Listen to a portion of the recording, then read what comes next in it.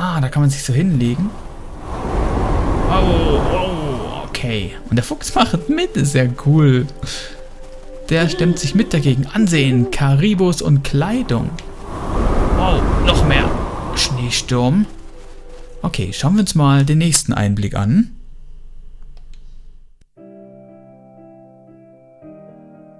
Caribou it provided for us in many ways. Our clothing in those days was made of all caribou skin. I grew up wearing caribou pants, mittens, caribou skin mattress, blankets. Some people had boots that were made with wolf leggings, sealskin sole bottoms. Baleen was shaved to make insoles. They kept us quite dry and warm as well. But the caribou skin clothing was the best. We would get as many yearlings as we could for our outer clothing. And for a heavy winter, we would get caribou in February or March because the hair was the longest and the skin was the thickest, and we would use those for our winter gear. With that stuff on, you could sleep outside in 50 below and it wouldn't bother you a bit. Wow. Das nenne ich mal qualitative Winterkleidung. Nicht so ein Dreck, wie du hier in Deutschland zu kaufen kriegst. Da hält die Kleidung noch richtig was aus. Ojej, wieder hinlegen. Oh, wow, wow, wow, wow. Und der Fuchs, wie das aus. Oh, was ist denn jetzt los? Jetzt hat sich mein Spiel minimiert. Kann ich da wieder hin switchen? Hoffe ich doch. Ja. Oh. Programm schließen? What? Funktioniert nicht mehr? Was? Unknown Software Exception? Ach nö. Ja, dann sehen wir uns gleich wieder, Leute. So. Da wären wir wieder. Keine Ahnung, was das jetzt war. Das Spiel ist auf einmal abgeschmiert. Oi. Und wir sind wieder ein Stückchen weiter zurückgeschmissen worden hier in der Geschichte der Inupiat. Hoffentlich passiert das nicht jetzt immer wieder an der gleichen Stelle.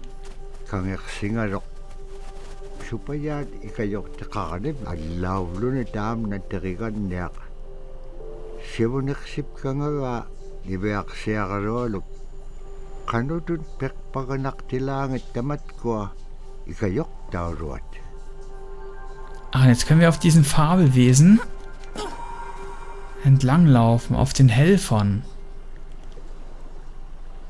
Soll ich jetzt da runter, oder was? Autsch.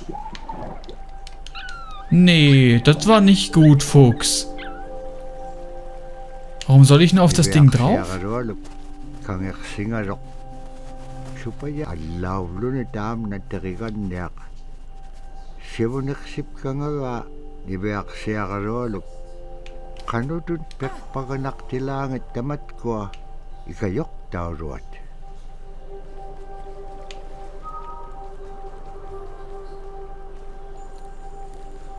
Ach, wir müssen mit dem Fuchs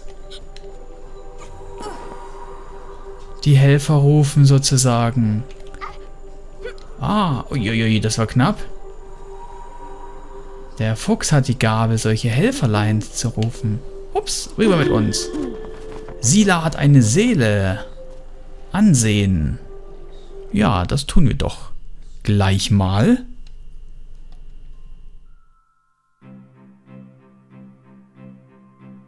Sila is the weather. It also means the atmosphere. Here's the nuna, or the land. And it's anything from the land into the moon, the sun, the stars. That's Sila. It's a very spiritual, and we have a relationship with Sila. Sila has a soul in the same way we do as people, in the same way animals do. I think spirit helpers in and of themselves are really about how we're connected with things. And so it may be that there is a spirit helper that shows themselves as a bird to show you the way home, or it may be a spirit helper that actually decides to show themselves with the face and body of a man instead of their animal form. And so I think one of the things that's hard to understand is that it's not one way of seeing things, it's one way of knowing you're connected to everything. we've always had that spirituality of everything around us. It's the interaction you have with the air you breathe, the ocean that you gather resources from, the rivers from which you gather fish, the tundra from which you pick berries, the animals that give themselves. It's all of that.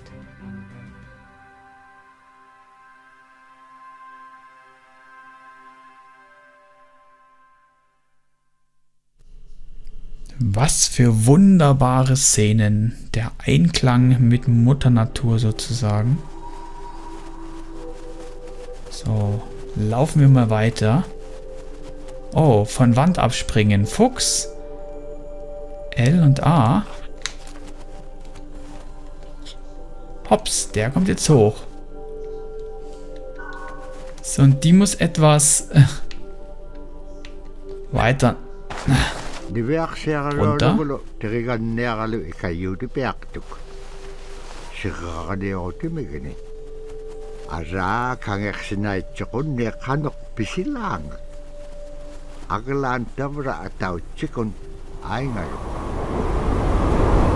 Eieiei, was immer für ein Sturm.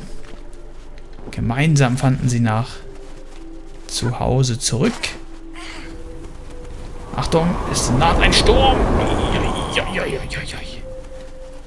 Naja, zum Glück hat der Fuchs Fell und wir haben ein schönes Kaliburu. Männlichen. Oh, der Fuchs. Ich dachte, dem weht jetzt wieder zurück, nachdem er erstmal hochklettert. Aber nein, er hat sich schön festgekrallt. Und dann ebenfalls hingelegt. Ach, Herr Jemine. Fuchs. Ah, der kann unten drunter durchklettern. Ansehen, der Weg der Fallensteller. Na schön. Und, Moment. Ah, ich verstehe. Er bereitet den Weg für die kleine Nuna. So, und hier kommt jetzt auch sie rüber. Ja, sehr schön haben wir das geschafft. Und wir haben wieder eine neue Szene freigeschaltet. Der Weg der Fallensteller. Das wollen wir uns natürlich auch gleich ansehen.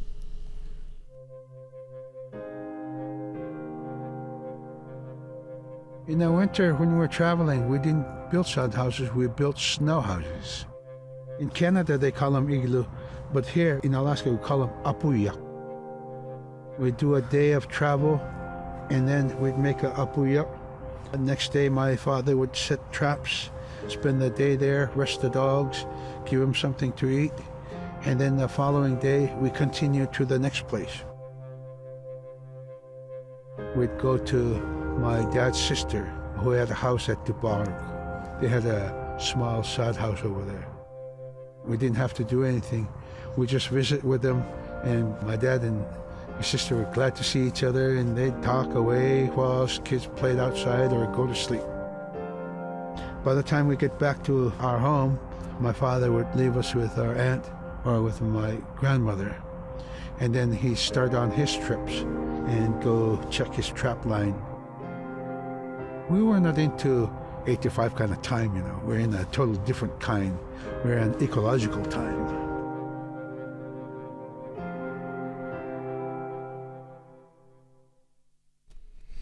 Ja, da ist nichts mit Feierabend ab um 5. Da mussten sie wirklich ackern, um zu sehen, dass sie halt überleben und nur mit dem klarkommen konnten, was halt Mutter Natur hergibt. Das ist eine sehr interessante Story und sehr emotional auch, wie ich finde, was wir hier mitbekommen. Wow! Oh Gott, jetzt bin ich ersoffen.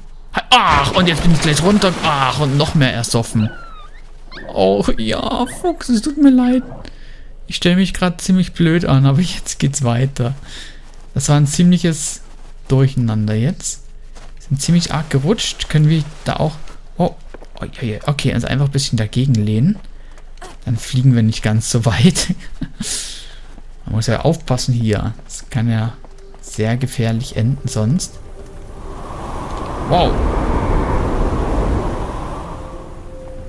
Okay, Füchschen. Hier brauchen wir wieder ein bisschen deine Hilfe.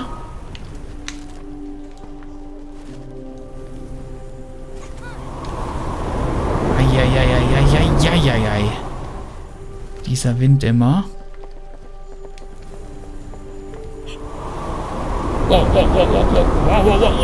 Das hat uns jetzt aber fortgefegt hier. Komm schon, Nanu, jetzt kannst du hoch. Ach, nicht Nanu. Nuna, glaube ich, war es. Nicht Nanu, Nana. Eieiei, jetzt haben wir es geschafft. Hätten wir auch diesen großen Berg gestanden. Nanu, da raucht doch irgendwas.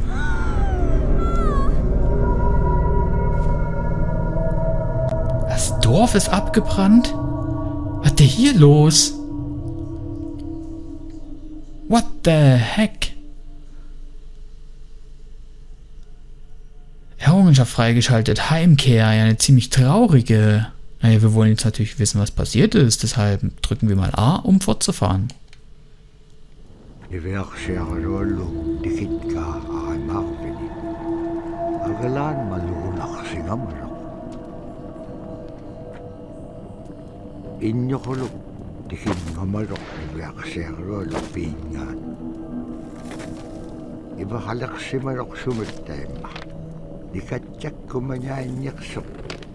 Bakit kangam nago ibaktani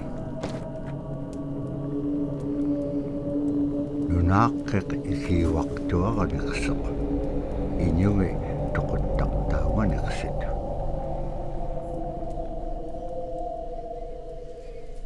Völlig verwüstet und die Einwohner weggeschickt. Und jetzt müssen wir sie wieder finden. Oder wie es heißt, dass mit jeder Windböe putriger Schnee in alle Richtungen wirbelte.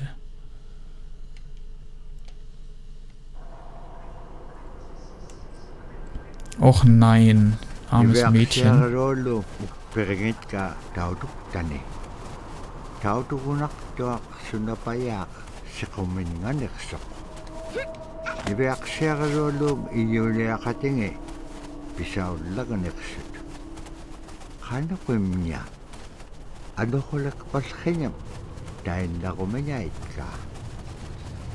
Nee, der Schneesturm allein kann es nicht gewesen sein. Das wird auch dem Mädchen klar sein.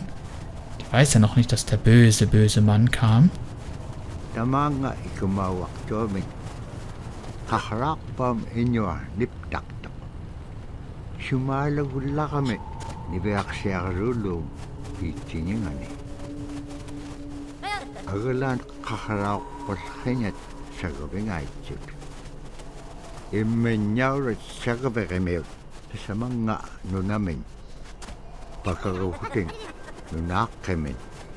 Sag bloß Goblins oder sowas. Wow.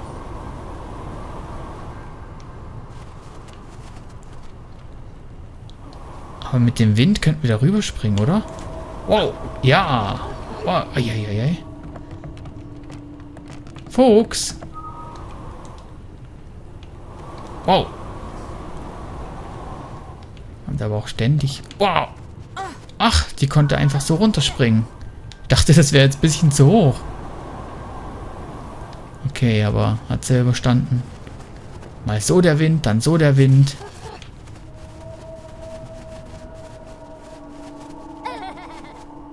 Eieiei.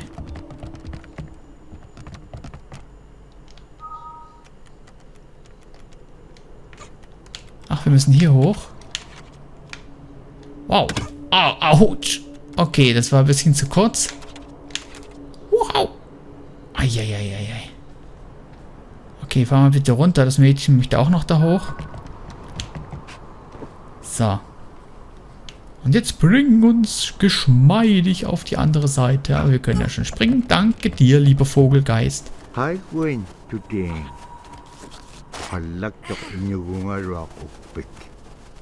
Der Eulenmann. Kanakoma ilisimanek panga. Isumulagtok ni Beaksya karualok. Kanok kita pula kaunagingagikpen. Kilaw di ka piyup ko. Ikayo ko niya kalawikpen kimon dahil nanakek. Sa bakit ilanga.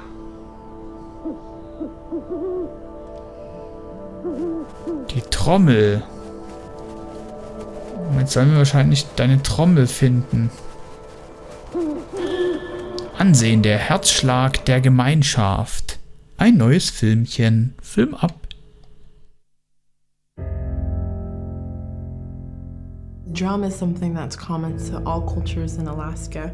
All cultures have a drum that may have some stylistic differences or differences in the materials that it's made, but it's still in recognition of life and vitality. And the drum mirrors the heartbeat.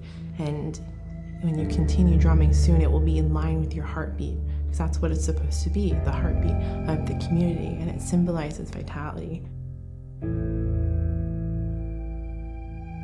And it's the most tremendous feeling to be in a room and to have one long row of all the drummers and to have that feeling of unity, everyone beating in harmony, the drum beat in unison. It's the most beautiful feeling. And to know that you're connected, you're on the land that you are connected to. And even if you grew up outside of the community, that which is in you comes from this area. And it's the greatest feeling.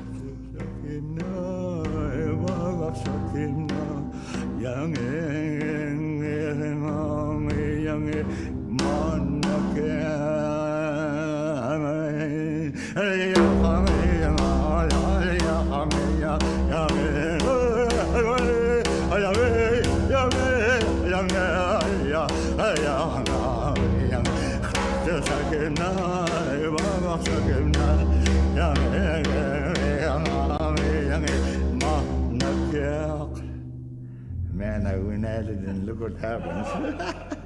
Oh.